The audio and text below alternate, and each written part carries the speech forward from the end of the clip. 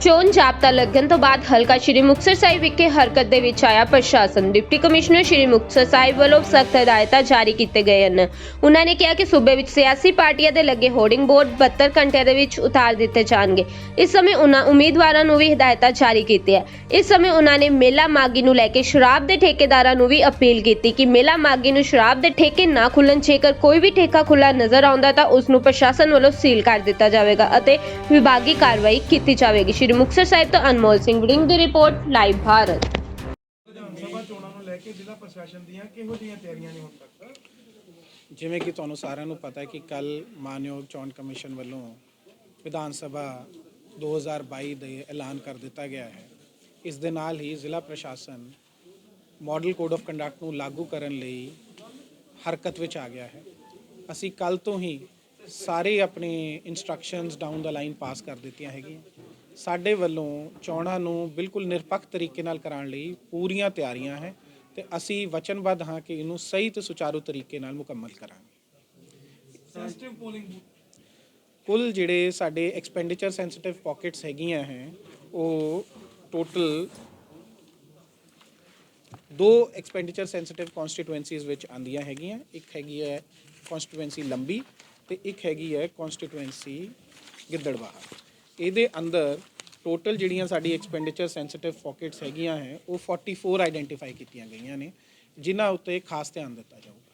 Sir ਜੋ ਸਿਆਸੀ ਆਗੂਆਂ ਦੇ ਪੋਸਟਰ ਜਾਂ ਬੈਨਰ ਲੱਗੇ ਕਿੰਨੇ ਦਿਨਾਂ ਤੱਕ ਦਿਖਾਈ ਦੇਣਗੇ? ਇਹਦੇ ਵਿੱਚ ਜੀ ਜਿਹੜਾ ਪ੍ਰੋਟੋਕਾਲ ਹੈਗਾ ਹੈ ਉਹ 72 ਆਵਰਸ ਦੇ ਅੰਦਰ ਅੰਦਰ ਸਾਨੂੰ ਸਾਰੇ public places as well as ਉਹ ਪ੍ਰਾਈਵੇਟ ਪਲੇਸਿਸ ਜਿਨ੍ਹਾਂ ਤੇ ਸਪੋਰਟਰ ਆਪ ਦੀ ਨਿੱਜੀ ਮਰਜ਼ੀ ਨਾਲ ਜਾਂ ਸਹਿਮਤੀ ਨਾਲ ਇਹ ਪੋਸਟਰ ਨਹੀਂ ਲਾਈ ਬੈਠਾ ਉਹਨਾਂ ਤੋਂ ਕਲੀਅਰ ਕਰਨ ਦਾ ਹੁੰਦਾ। ਸੋ ਹਾਲੇ ਅਸੀਂ ਫਰਸਟ 24 ਆਵਰਸ ਦੇ ਵਿੱਚ ਹੀ ਚੱਲ ਰਹੇ ਹਾਂ। ਬਾਈ 72 hours it will be clear from through out the district. Sir paramilitary ਜਾਂ ਹੋਰ ਕਿਸੇ ਐਕਸਟਰਾ ਫੋਰਸ ਦੀ ਲੋੜ ਹੈ ਪੰਜਾਬ ਪੁਲਿਸ ਤੋਂ ਬਿਨਾਂ ਸੈਂਸਿਟਿਵ ਸਟੇਸ਼ਨਸ ਵਾਸਤੇ? ਜਿਵੇਂ ਕਿ ਜੀ ਇਲੈਕਸ਼ਨ ਕਮਿਸ਼ਨ ਦਾ ਪ੍ਰੋਟੋਕਾਲ ਹੈਗਾ ਹੈ, ਪੰਜਾਬ ਪੁਲਿਸ ਨੂੰ ਸਪਲੀਮੈਂਟ ਕਰਨ ਲਈ ਹਮੇਸ਼ਾ CAPF ਆਂਦੀ ਹੈਗੀ ਹੈ। ਉਹ ਆਲਰੇਡੀ ਮਾਨਯੋਗ SSP ਸਾਹਿਬ ਵੱਲੋਂ ਅਰਾਊਂਡ 29 ਕੰਪਨੀਆਂ ਦੀ ਡਿਮਾਂਡ ਕਰ ਲਿੱਤੀ ਗਈ ਹੈ ਤੇ ਜੋ ਵੀ ਮਾਨਯੋਗ ਚੋਣ ਕਮਿਸ਼ਨ ਨੂੰ ਲੱਗੂਗਾ ਕਿ ਸਹੀ ਦੁਰਸਤ ਹੈਗਾ ਅਮਾਊਂਟ ਫਿਗਰ ਉਹ ਫੋਰਸ ਸਪੇਅਰ ਕਰ ਸਕਦੇ ਨੇ ਉਹ ਜ਼ਰੂਰ ਭੇਜੀ ਜਾਵੇਗੀ। ਸਰ ਕੋਈ ਮਾਡਲ ਜਿਹੜੇ ਪੋਲਿੰਗ ਬੂਥ ਬਣਾਏ ਗਏ? ਹਾਂਜੀ, ਹਰ ਜਿਹੜੀ ਸਾਡੀ ਵਿਧਾਨ ਸਭਾ ਕਨਸਟੀਟੂਐਂਸੀ ਹੈਗੀ ਹੈ, ਹਲਕਾ ਹੈਗਾ ਹੈ, ਉਹਦੇ ਵਿੱਚ ਘੱਟੋ ਘੱਟ 5 ਮਾਡਲ ਪੋਲਿੰਗ ਬੂਥ ਅਸੀਂ ਬਣਾ ਰਹੇ ਹਾਂ। ਉਸ ਤੋਂ ਇਲਾਵਾ ਅਸੀਂ ਵੂਮਨ ਬੂਥ ਵੀ ਬਣਾ ਰਹੇ ਹੈਗੇ ਹਾਂ ਜਿਹੜੇ ਕਿ ਸਿਰਫ ਵਿਮਨ ਆਫਿਸਰਸ ਹੀ ਉੱਥੇ ਮੈਨ ਕਰਨਗੇ, ਚਾਹੇ ਉਹ ਸਿਕਿਉਰਿਟੀ ਦੇ ਹੋਣ, ਚਾਹੇ ਉਹ BLOs ਹੋਣ, ਪ੍ਰੈਜ਼ਾਈਡਿੰਗ ਅਫਸਰ ਹੋਣ, ਆਲ ਵਿਮਨ ਬੂਥ ਹੋਣਗੇ। ਇਸ ਤੋਂ ਇਲਾਵਾ ਪਰ ਕਨਸਟੀਟੂਐਂਸੀ ਅਸੀਂ ਇੱਕ ਪੀਪਲ ਵਿਦ ਡਿਸੇਬਿਲਿਟੀਜ਼ ਲਈ ਸਪੈਸ਼ਲ PWD ਬੂਥ ਵੀ ਬਣਾ ਰਹੇ ਹੈਗੇ ਆ। ਇਹਨਾਂ ਬਾਰੇ ਵੀ ਜਿਹੜੀਆਂ ਤਿਆਰੀਆਂ ਸਾਡੇ ਵੱਲੋਂ ਮੁਕੰਮਲ ਕਰ ਦਿੱਤੀਆਂ ਗਈਆਂ। ਸੋ ਕੋਵਿਡ ਦੇ ਪ੍ਰੋਟੋਕਾਲ ਨੂੰ ਖਿਆਲ ਵਿੱਚ ਰੱਖਦੇ ਹੋਏ ਐਤਕੀ ਪੋਲਿੰਗ ਸਟੇਸ਼ਨਾਂ ਤੇ ਜਿਹੜੇ ਵੱਧ ਇੰਤਜ਼ਾਮ ਪਿਛਲੇ ਇਲੈਕਸ਼ਨਾਂ ਦੇ ਮੁਕਾਬਲੇ ਕੀਤੇ ਜਾਣਗੇ ਉਹ ਹੇਠ ਪ੍ਰਕਾਰ ਨੇ। ਹਰ ਪੋਲਿੰਗ ਸਟੇਸ਼ਨ ਤੇ ਇੱਕ ਜਿਹੜਾ ਥਰਮਾਮੀਟਰ ਤੁਹਾਨੂੰ ਚੈੱਕ ਕਰਨ ਲਈ ਰੱਖਿਆ ਜਾਊਗਾ। ਸਕੈਨਿੰਗ ਸੀ ਕਿ ਨਾ ਕੇਵਲ ਮੇਲਾ ਮਾਗੀ ਤੇ ਬਲਕਿ ਅੱਗੇ ਪਿੱਛੇ ਵੀ ਚੋਣਾਂ ਦੇ ਦੌਰਾਨ ਥੋੜੀ ਬਹੁਤ ਜੋ ਹੈਗੀ ਹੈ ਇੰਡੀਵਿਜੂਅਲ ਠੇਕੇ ਤੋਂ ਆਫਟਰ ਆਵਰਸ ਸਪਲਾਈ ਕੀਤੀ ਜਾਂਦੀ ਹੈਗੀ ਹੈ।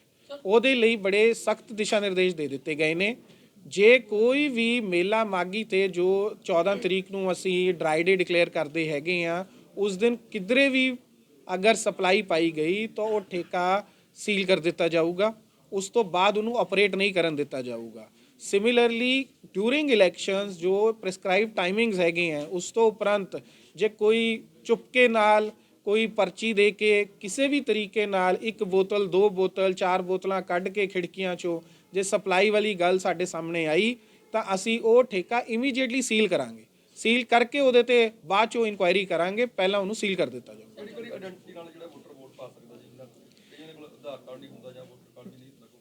ਜੀ ਇਵੇਂ ਹੈ ਕਿ ਪੂਰੀ ਇੱਕ ਲਿਸਟ ਪ੍ਰੈਸਕ੍ਰਾਈਬਡ ਹੈਗੀ ਹੈ। ਆਲਮੋਸਟ ਉਹਦੇ ਵਿੱਚ 14 ਆਈਡੈਂਟੀਟੀਜ਼ ਹੈਗੀਆਂ ਜਿਹਦੇ ਵਿੱਚ ਤੁਹਾਡਾ ਪਾਸਪੋਰਟ, ਤੁਹਾਡਾ ਆਧਾਰ ਕਾਰਡ, ਤੁਹਾਡਾ ਵੋਟਰ ID ਕਾਰਡ ਤਾਂ ਹੈ ਹੀ ਹੈ, ਤੁਹਾਡਾ ਡਰਾਈਵਿੰਗ ਲਾਇਸੈਂਸ, ਤੁਹਾਡਾ ਪੈਨ ਕਾਰਡ, ਤੁਹਾਡਾ ਮਨਰੇਗਾ ਜੌਬ ਕਾਰਡ, ਇਹ ਸਾਰੇ ਜਿਹੜੇ ਵੱਖਰੇ ਵੱਖਰੇ ਆਈਡੈਂਟੀਟੀ ਪ੍ਰੂਫਸ ਜੋ ਅਮੂਮਨ ਹਰ ਇਨਸਾਨ ਕੋ ਇਹਨਾਂ 'ਚੋਂ ਇੱਕ ਤਾਂ ਹੋਵੇਗਾ ਹੀ, ਉਹ ਸਾਰੇ ਦਿੱਤੇ ਜਾਂਦੇ ਹੈ। ਉਹਨਾਂ ਦੇ ਰਾਹੀਂ ਵੋਟ ਦਾ ਹੱਕ ਆਪਣਾ ਵਰਤ ਸਕਦਾ ਹੈ। ਇਸ ਤੋਂ ਇਲਾਵਾ ਵੋਟਰ ਆਈਡੈਂਟੀਫਿਕੇਸ਼ਨ ਸਲਿੱਪ ਵੀ ਜਾਰੀ ਕੀਤੀ ਜਾਂਦੀ ਹੈਗੀ ਹੈ। ਉਹਦੇ ਨਾਲ ਦੋਵਾਂ ਨੂੰ ਦਿਖਾ ਕੇ ਤੁਸੀਂ ਆਪਣੇ ਵੋਟ ਦਾ ਹੱਕ ਐਕਸਰਸਾਈਜ਼ ਕਰ ਸਕਦੇ ਹੈਗੇ। ਸਰ ਮਾਘੀ ਮੇਲੇ 'ਚ ਕਿ ਗੈਦਰਿੰਗ ਦਾ ਕਿੰਨਾ ਹਦਾਇਤਾਂ ਦਿੱਤੀਆਂ ਗਈਆਂ? ਇਹਦੇ ਜੀ ਕਿਉਂਕਿ ਕੱਲ੍ਹ ਹੀ ਚੋਣ ਕਮਿਸ਼ਨ ਦੀਆਂ ਨਵੀਂ ਹਦਾਇਤਾਂ ਆਈਆਂ, ਸੋ ਅਸੀਂ ਫਰੈਸ਼ ਇਨਸਟਰਕਸ਼ਨਸ ਉਹਨਾਂ ਤੋਂ ਸੀਕ ਕਰ ਰਹੇ ਹਾਂ ਕਿ ਵੀ ਅਸੀਂ ਮੈਕਸਿਮਮ ਕੱਟ ਕਿੰਨਾ ਕਰ ਸਕਦੇ ਹਾਂ, ਕਿਉਂਕਿ ਕਿ ਰਿਲੀਜੀਅਸ ਮਸਲਾ ਹੈ, ਲੋਕਾਂ ਦੀਆਂ ਜਿਹੜੀਆਂ ਭਾਵਨਾਵਾਂ ਹੈ ਉਹਨਾਂ ਨੂੰ ਧਿਆਨ ਰੱਖਦੇ ਹੋਏ ਮੇਲੇ ਨੂੰ ਇਸ ਸਮੇਂ ਬੰਦ ਕਰਨ ਦਾ ਨਹੀਂ ਕੀਤਾ ਜਾ ਸਕਦਾ ਕੋਈ ਵਿਚਾਰ। ਸੋ ਅਸੀਂ ਸਾਡੀ ਕੋਸ਼ਿਸ਼ ਇਹੀ ਹੋਗੀ ਕੋਵਿਡ ਪ੍ਰੋਟੋਕਾਲ ਨੂੰ ਫੁੱਲਫਿਲ ਕਰਦੇ ਹੋਏ ਜਿੰਨਾ ਅਸੀਂ ਘੱਟ ਤੋਂ ਘੱਟ ਰਿਸਕ ਦੇ ਨਾਲ ਮੇਲੇ ਨੂੰ ਮੁਕੰਮਲ ਕਰ ਸਕੀਏ ਸੁਚਾਰੂ ਤਰੀਕੇ ਨਾਲ ਉਹ ਅਸੀਂ ਕਰਾਈਏ, ਪਰ detailed instructions are awaited. Sir Muktsar ਤੋਂ ਮਲੋਟ ਰੋਡ ਜਿਹੜੀ ਸੜਕ ਹੈ ਮਾਘੀ ਮੇਲੇ ਤੱਕ ਅਕਸਰ ਕਿਹਾ ਜਾਂਦਾ ਕਿ ਤਿਆਰ ਕੀਤੀ ਜਾਵੇ, ਕੀ ਵੀ ਹੈ? ਦੇਖੋ ਜੀ ਇਵੇਂ ਹੈ ਕਿ ਕੋਈ ਵੀ ਸੜਕ ਤੁਹਾਨੂੰ ਮੇਰੇ ਤੋਂ ਜ਼ਿਆਦਾ ਪਤਾ ਹੈ ਕਿ ਠੰਡ ਦੇ ਮੌਸਮ ਵਿੱਚ ਬਲੈਕ ਟਾਪ ਰੋਡਸ ਨੂੰ ਨਹੀਂ ਰਿਪੇਅਰ ਕੀਤਾ ਜਾਂਦਾ ਕਿਉਂਕਿ ਪਲਾਂਟਸ ਬੰਦ ਹੋ ਜਾਂਦੇ ਨੇ। ਇਹਦੀ ਜਿਹੜੀ ਵੱਡੇ ਖੱਡਿਆਂ ਦੀ ਰਿਪੇਅਰ ਹੈਗੀ ਆ ਉਹਨਾਂ ਦਾ ਸਿਰਫ ਭਰਨ ਦਾ ਕੰਮ ਕੀਤਾ ਜਾਊਗਾ। ਮੁਕਤਸਰ ਮਲੋਟ ਰੋਡ ਇੱਕ ਜਿਹੜਾ ਵੱਡਾ ਪ੍ਰੋਜੈਕਟ ਹੈ ਆਲਰੇਡੀ ਇਸ ਵੇਲੇ ਮਿਨਿਸਟਰੀ ਆਫ ਰੋਡ ਟਰਾਂਸਪੋਰਟ ਦੇ ਸਾਹਮਣੇ ਹੈਗਾ।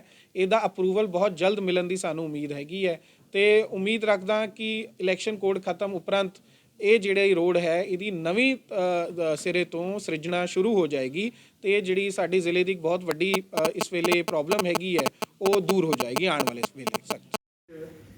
ਆਲਮੋਸਟ 23,000 ਨਵਾਂ ਜਿਹੜਾ ਹੈ ਵੋਟਰ ਅਸੀਂ ਲਿਸਟ ਵਿੱਚ ਐਡ ਕੀਤਾ ਹੈਗਾ। 17,000 ਤੋਂ ਵੱਧ ਡੈਡ ਵੋਟਰ ਅਸੀਂ ਲਿਸਟ ਤੋਂ ਹਟਾਇਆ ਹੈਗਾ।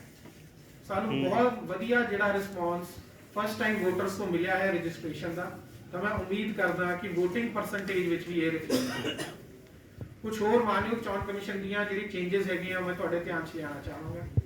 ਸਭ ਤੋਂ ਪਹਿਲਾਂ ਨੋਮੀਨੇਸ਼ਨ ਜਿਸ ਦਿਨ ਕੈਂਡੀਡੇਟ ਨੇ ਦੇਣ ਆਣਾ ਹੈ ਇੱਕ ਕੈਂਡੀਡੇਟ ਨਾਲ ਸਿਰਫ 2 ਬੰਦੇ ਹੋਰ ਆ ਸਕਦੇ ਨੇ। ਜੋ ਪਹਿਲਾਂ ਲਿਮਿਟ 5 ਦੀ ਸੀਗੀ ਉਹ ਘਟਾ ਕੇ ਹੁਣ 1+2 ਕਰ ਦਿੱਤੀ ਗਈ ਹੈ। ਪਹਿਲਾਂ ਗੱਡੀਆਂ ਦੀ ਲਿਮਿਟ ਵੀ 5 ਦੀ ਸੀ, ਉਹ ਸਿਰਫ ਲਿਮਿਟਡ ਟੂ 2 ਕਰ ਦਿੱਤੀ ਗਈ ਹੈ। ਇਸ ਤੋਂ ਇਲਾਵਾ ਜਿਹੜਾ ਕਨਵੋਏ ਚੱਲਦਾ ਸੀਗਾ ਹੁਣ ਉਹ ਕੈਂਡੀਡੇਟ 5 ਗੱਡੀਆਂ ਤੋਂ ਬਾਅਦ ਦੂਜੀਆਂ 5 ਗੱਡੀਆਂ ਜਿਹੜੀਆਂ ਉਹਦੀ ਰੈਲੀ ਚੱਲਣਗੀਆਂ ਉਹ half an hour the break ਦੇ ਨਾਲ ਚੱਲਣਗੀਆਂ। ਉਹ ਪਹਿਲਾਂ 100 ਮੀਟਰ ਦਾ ਡਿਸਟੈਂਸ ਦਾ ਕ੍ਰਾਈਟੇਰੀਆ ਸੀ, ਉਹ ਐਤਕੀ ਚੋਣ ਕਮਿਸ਼ਨ ਨੇ ਚੇਂਜ ਕਰ ਦਿੱਤਾ। Thank you sir. ਇਸ ਤੋਂ ਇਲਾਵਾ ਅੱਜ ਅਸੀਂ ਪ੍ਰਿੰਟਿੰਗ ਪ੍ਰੈਸ ਵਾਲਿਆਂ ਨਾਲ ਮੀਟਿੰਗ ਕਰ ਚੁੱਕੇ ਹਾਂ, ਮੈਰਿਜ ਪੈਲੇਸ ਓਨਰਸ ਨਾਲ ਮੀਟਿੰਗ ਕਰ ਚੁੱਕੇ ਹਾਂ, NGOs ਨਾਲ ਮੀਟਿੰਗ ਕਰ ਚੁੱਕੇ ਹਾਂ ਅਤੇ ਲਿਕਰ ਵੈਂਡਰਸ ਨਾਲ ਮੀਟਿੰਗ ਕਰ ਚੁੱਕੇ ਹਾਂ, ਜਿਨ੍ਹਾਂ ਨੂੰ ਸਾਰਿਆਂ ਨੂੰ ਸਖਤ ਹਦਾਇਤਾਂ ਜਾਰੀ ਕਰ ਦਿੱਤੀਆਂ ਗਈਆਂ ਕਿ ਜੇ ਮਾਡਲ ਕੋਡ ਆਫ ਕੰਡਕਟ ਦੇ ਦੌਰਾਨ ਕਿਸੇ ਨੇ ਵੀ ਚੋਣ ਕਮਿਸ਼ਨ ਦੀ ਹਦਾਇਤਾਂ ਦੀ ਕੋਈ ਉਲੰਘਣਾ ਕੀਤੀ ਤਾਂ ਉਸ ਦੇ ਖਿਲਾਫ ਸਖਤ ਤੋਂ ਸਖਤ ਕਾਰਵਾਈ ਕੀਤੀ ਜਾਊਗੀ, ਜਿਸ ਵਿੱਚ ਉਸ ਖਿਲਾਫ ਫੌਜਦਾਰੀ ਮੁਕੱਦਮੇ ਵੀ ਦਰਜ ਕਰਾਏ ਜਾ ਸਕਦੇ ਹਨ। ਉਹਨਾਂ ਦੇ ਜੋ ਰਜਿਸਟ੍ਰੇਸ਼ਨਸ ਲਾਇਸੈਂਸਸ ਹੈਗੇ ਹਨ ਉਹ ਵੀ ਕੈਂਸਲ ਕੀਤੇ ਜਾ ਸਕਦੇ ਹਨ। ਸੋ ਇਹ ਸਾਰਿਆਂ ਨੂੰ ਮੇਰੀ ਲੋਕਾਂ ਨੂੰ ਵੀ ਇਹੀ ਬੇਨਤੀ ਹੈ ਕਿ ਸੀ ਵਿਜਿਲ ਐਪ ਤੇ 1950 ਹੈਲਪਲਾਈਨ, ਇਹ 2 ਚੋਣ ਕਮਿਸ਼ਨ ਵੱਲੋਂ ਜੋ ਉਪਰਾਲੇ ਕੀਤੇ ਗਏ ਹਨ ਇਹਨਾਂ ਦਾ ਵੱਧ ਤੋਂ ਵੱਧ ਵਰਤੋਂ ਕੀਤੀ ਜਾਵੇ ਤਾਂ ਕਿ ਅਸੀਂ ਸਹੀ ਸੁਚਾਰੂ ਤਰੀਕੇ ਨਾਲ ਫ੍ਰੀ ਐਂਡ ਫੇਅਰ ਇਲੈਕਸ਼ਨ ਮੁਕੰਮਲ ਕਰ ਸਕੀਏ। ਜਿਹੜੇ ਮੇਰੇ ਅੰਦਰ ਮਾਡਲ ਕੋਡ ਆਫ ਕੰਡਕਟ ਲਾਗੂ ਹੁੰਦੇ ਹੀ ਸਾਨੂੰ ਗਵਰਨਮੈਂਟ ਬਿਲਡਿੰਗਸ ਵਿੱਚੋਂ ਕੋਈ ਵੀ ਜਿਹੜੀਆਂ ਪੋਲੀਟੀਕਲ ਹੋਰਡਿੰਗਸ ਹੁੰਦੀਆਂ ਉਹ ਉਤਾਰਨੀਆਂ ਹੁੰਦੀਆਂ। ਉਹ ਪ੍ਰੋਸੈਸ ਕੱਲ ਸ਼ਾਮ ਦਾ ਚੱਲ ਪਿਆ ਸੀਗਾ ਤੇ ਤੁਸੀਂ ਦੇਖਿਆ ਹੀ ਹੋਣਾ ਰਸਤੇ 'ਚ ਆਉਂਦੇ ਹੋਏ ਕਿ ਨਾ ਕੇਵਲ ਗਵਰਨਮੈਂਟ ਬਿਲਡਿੰਗਸ ਤੋਂ ਬਲਕਿ ਪਬਲਿਕ ਪਲੇਸਿਸ ਤੋਂ ਵੀ ਹੋਰਡਿੰਗ ਉਤਾਰਨ ਦਾ ਕੰਮ ਚੱਲ ਰਿਹਾ ਹੈ। ਇਹ ਕੰਮ 72 ਘੰਟੇ ਤੱਕ ਚੱਲੂਗਾ। 72 ਆਵਰਸ ਦੇ ਅੰਦਰ ਇਸ ਨੂੰ ਕੰਪਲੀਟ ਕਰਨਾ ਹੁੰਦਾ ਹੈ। ਗਵਰਨਮੈਂਟ ਬਿਲਡਿੰਗਸ ਤੋਂ ਗਵਰਨਮੈਂਟ ਸਪੇਸਿਸ ਤੋਂ 48 ਘੰਟੇ ਦੇ ਅੰਦਰ ਤੇ 72 ਘੰਟੇ ਹੁੰਦੇ ਅਸੀਂ ਉਹਨਾਂ ਪ੍ਰਾਈਵੇਟ ਸਪੇਸਿਸ ਤੋਂ ਜਿੱਥੇ ਕਿ ਲੋਕ ਆਪਣੀ ਮਰਜ਼ੀ ਨਾਲ ਕਿਸੇ ਪੋਲੀਟੀਕਲ ਪਾਰਟੀ ਨੂੰ ਨਹੀਂ ਸਪੋਰਟ ਕਰਦੇ ਤੇ ਡਿਫੇਸਮੈਂਟ ਹੋਈ ਆ ਉਹਨਾਂ ਤੋਂ ਵੀ ਇਸ ਸਾਰੀ ਚੀਜ਼ ਨੂੰ ਉਤਾਰ ਦਿੰਦੇ। ਉਸ ਤੋਂ ਇਲਾਵਾ ਅਸੀਂ ਪੋਲੀਟੀਕਲ ਪਾਰਟੀਆਂ ਨਾਲ ਮੀਟਿੰਗ ਕਰ ਚੁੱਕੇ ਹਾਂ, ਉਹਨਾਂ ਨੂੰ ਸ਼ੈਡਿਊਲ ਬਾਰੇ ਦੱਸ ਚੁੱਕੇ ਹਾਂ। ਆਪ ਸਾਰਿਆਂ ਦੀ ਸਹੂਲਤ ਲਈ ਸਭ ਤੋਂ ਪਹਿਲਾਂ ਗੈਜ਼ਟ ਨੋਟੀਫਿਕੇਸ਼ਨ 21 ਜਨਵਰੀ 2022 ਨੂੰ ਜਾਰੀ ਕੀਤੀ ਜਾਊਗੀ। ਪੰਜਾਬ ਵਿਧਾਨ ਸਭਾ ਦੂਜੇ ਚਰਨ ਵਿੱਚ ਜਿਹੜੇ ਇਲੈਕਸ਼ਨ ਹੋ ਰਹੇ ਆ ਅਸੀਂ ਸੈਕੰਡ ਫੇਜ਼ ਚ ਆਉਂਦੇ ਹਾਂ। ਜਿਹੜੀ ਲਾਸਟ ਡੇਟ ਆਫ ਨੋਮੀਨੇਸ਼ਨ ਹੈ 28 ਜਨਵਰੀ ਹੈ, ਡੇਟ ਆਫ ਸਕਰੂਟਨੀ 29 ਦੀ ਹੈਗੀ ਹੈ ਤੇ last date of withdrawal of candidates 31 ਜਨਵਰੀ। ਪੋਲ ਦੀ ਤਰੀਕ 14 ਫਰਵਰੀ ਦੀ ਹੈ ਤੇ ਕਾਊਂਟਿੰਗ ਦੀ 10 ਮਾਰਚ 2022 ਦੀ। ਐਤਕੀ ਇਲੈਕਸ਼ਨ ਕਮਿਸ਼ਨ ਦੀ ਹਦਾਇਤਾਂ ਦੇ ਮੁਤਾਬਕ 15/1/2022 ਤੱਕ ਕੋਈ ਵੀ ਪੋਲੀਟੀਕਲ ਰੈਲੀਜ਼, ਇਵੈਂਟਸ, ਪਦਯਾਤਰਾ, ਮੀਟਿੰਗਸ ਨਹੀਂ ਹੋ ਸਕਦੀਆਂ। ਉਹਦੇ ਬਾਰੇ ਸਾਰੀ ਪੋਲੀਟੀਕਲ ਪਾਰਟੀਆਂ ਨੂੰ ਜਾਣੂ ਕਰਾ ਦਿੱਤਾ ਗਿਆ। 15 ਤੋਂ ਬਾਅਦ ਜੋ ਵੀ ਇਲੈਕਸ਼ਨ ਕਮਿਸ਼ਨ ਦੀ ਮਾਨਯੋਗ ਹਦਾਇਤ ਹੋਊਗੀ ਉਹਦੇ ਮੁਤਾਬਕ ਅਸੀਂ ਅਗਲੀ ਕਾਰਵਾਈ ਕਰਾਂਗੇ। ਐਤਕੀ ਆਨਲਾਈਨ ਨੋਮੀਨੇਸ਼ਨ ਪ੍ਰੋਸੈਸ ਵੀ ਇਲੈਕਸ਼ਨ ਕਮਿਸ਼ਨ ਨੇ ਇੰਟਰੋਡਿਊਸ ਕੀਤਾ ਹੈਗਾ। ਇਸ ਤੋਂ ਇਲਾਵਾ ਚੋਣ ਕਮਿਸ਼ਨ ਵੱਲੋਂ ਜੋ ਨੋਰਮ ਸੈੱਟ ਕੀਤੇ ਗਏ ਸੀਗੇ ਉਹ 1500 ਤੋਂ ਘਟਾ ਕੇ 1250 ਵੋਟਰ ਮੈਕਸਿਮਮ ਹਰ ਬੂਥ ਤੇ ਲਾਗੂ ਕਰ ਦਿੱਤੇ ਗਏ ਨੇ, ਜਿਨ੍ਹਾਂ ਨਾਲ ਹੁਣ ਕੁੱਲ ਸੰਖਿਆ ਜਿਹੜੀ ਜ਼ਿਲ੍ਹੇ ਦੀ ਵੋਟਰ ਬੂਥਾਂ ਦੀ ਹੈਗੀ ਹੈ ਉਹ 753 ਹੈਗੀ। 752 ਆਲਰੇਡੀ ਸੀਗੇ ਤੇ ਸਰਸਰੀ ਸੁਧਾਈ ਵਿੱਚ ਇੱਕ ਹੋਰ ਬੂਥ ਦੀ ਵਾਧਾ ਹੋਇਆ 86 ਮੁਕਤਸਰ ਵਿੱਚ। ਇਸ ਕਰਕੇ ਹੁਣ 753 ਸਾਡੀ ਟੋਟਲ ਬੂਥ ਸਟਰੈਂਥ ਹੋ ਗਈ। ਅਸੀਂ ਸਰਸਰੀ ਸੁਧਾਈ ਕਮੇਟੀਆਂ ਹੈਗੀਆਂ ਉਹ ਅਸੀਂ ਆਲਰੇਡੀ ਸੈਟਅਪ ਕਰ ਦਿੱਤੀਆਂ ਹੈ। ਮੇਰਾ ਕੁੱਲ ਜੋ ਇਲੈਕਟੋਰਲ ਡੇਟਾ ਅੱਜ ਦੀ ਤਰੀਕ ਵਿੱਚ 6,92,065 ਕੁੱਲ ਵੋਟਰ ਹੈਗੇ ਹੈ ਜੋ ਮੁਕਤਸਰ ਜ਼ਿਲ੍ਹੇ ਦੇ ਅੰਦਰ ਚਾਰੋਂ ਹਲਕਿਆਂ ਵਿੱਚ ਆਪਣੀ ਵੋਟਾਂ ਇਸ ਵਾਰੀ ਵੋਟ ਦਾ ਅਧਿਕਾਰ ਵਰਤ ਸਕਦੇ ਨੇ। ਸਾਡੇ ਸਾਰੇ AROs ਇਨ ਪਲੇਸ ਹੈਗੇ ਹੈ।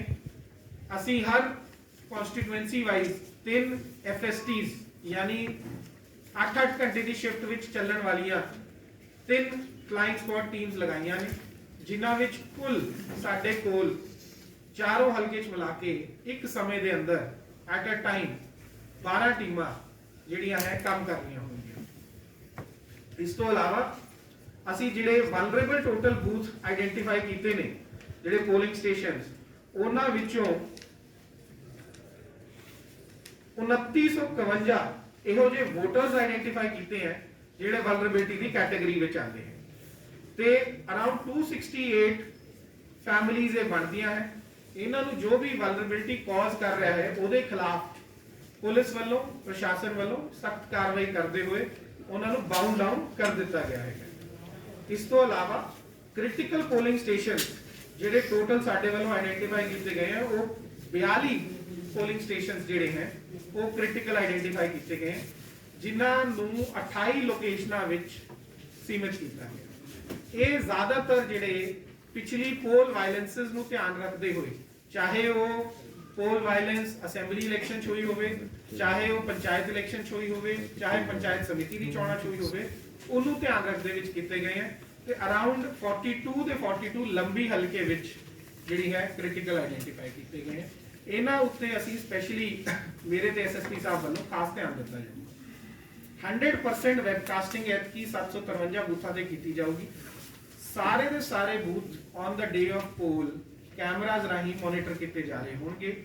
ਵੋਟਰ ਦੀ ਸੀਕ੍ਰੇਸੀ ਦੇ ਹੱਕ ਨੂੰ ਮੁੱਖ ਰੱਖਦੇ ਹੋਏ ਉਹ ਕੈਮਰਾ VOTING ਕੰਪਾਰਟਮੈਂਟ ਨੂੰ ਛੱਡ ਕੇ ਬਾਕੀ ਗਤੀਵਿਧੀ ਤੇ ਧਿਆਨ ਦੇਵੇਗਾ। ਮੇਰੀ ਵੱਧ ਤੋਂ ਵੱਧ ਲੋਕਾਂ ਨੂੰ, ਸਾਰੇ ਵੋਟਰਸ ਨੂੰ ਇਹੀ ਅਪੀਲ ਹੈ ਕਿ ਆਪਣੇ VOTING ਇਖਤਿਆਰ ਨੂੰ ਸਹੀ ਤੇ ਸੁਚਾਰੂ ਤਰੀਕੇ ਨਾਲ ਇਸਤੇਮਾਲ ਕਰਕੇ ਅਸੀਂ ਆਪ ਦੇ ਲਈ ਆਪਣੀ ਅਗਲੀ ਸਰਕਾਰ ਦੀ ਚੋਣ ਕਰੀਏ। ਤੇ ਸਾਰੇ ਸਿਟੀਜ਼ਨਸ ਨੂੰ ਇਹੀ ਅਪੀਲ ਹੈ, ਜਿੱਥੇ ਕਿਤੇ ਚੋਣ ਜਾਬਤਾ ਦੀ ਕੋਈ ਉਲੰਘਣਾ ਹੋ ਰਹੀ ਹੋਵੇ ਤੁਸੀਂ 1950 ਹੈਲਪਲਾਈਨ ਤੇ C-Vigil ਐਪ, ਖਾਸ ਕਰਕੇ C-Vigil ਐਪ ਦੇ ਤਹਿਤ ਉਹਦੇ ਤੇ ਕੰਪਲੇਂਟ ਕਰ ਸਕਦੇ ਹੋ ਤਾਂ ਕਿ ਮੁਕੰਮਲ ਕਾਰਵਾਈ ਕੀਤੀ ਜਾਵੇ।